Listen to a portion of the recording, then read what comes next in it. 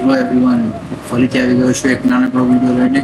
તો આ ટ્રેનિંગ વિડીયોની અંદર આપણે જોઈશું કે બિઝનેસ સોફ્ટવેરની અંદર આપણે કંપનીની એન્ટ્રી એટલે કે કંપનીની ઇન્ફોર્મેશન કઈ રીતે જોઈ શકીએ. તો તે માટે આપણે જોઈશું માસ્ટર મેનુની અંદર.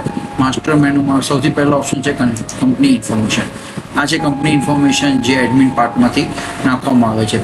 જ્યારે ફર્સ્ટ ટાઈમ આની ડિટેલ નાખ્યા છે ત્યાર પછી કોઈ પણ એડિટ હોય છે તો અહીંયા તમે લાસ્ટ ઓપ્શન જોઈ શકો છો.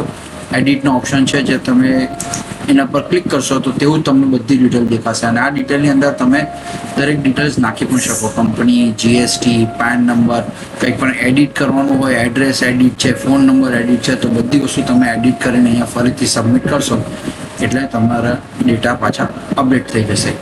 તો આ હતી એક નાનકડો વિડીયો જેની અંદર કંપનીની ડિટેલ્સને કઈ રીતે એડિટ કરી શકાય અને કઈ રીતે એની ડિટેલ્સ જોઈ શકાય તે માટેનો એક નાનકડો વિડીયો હતો. આઈ હોપ તમને સમજમાં આવી ગયો છે.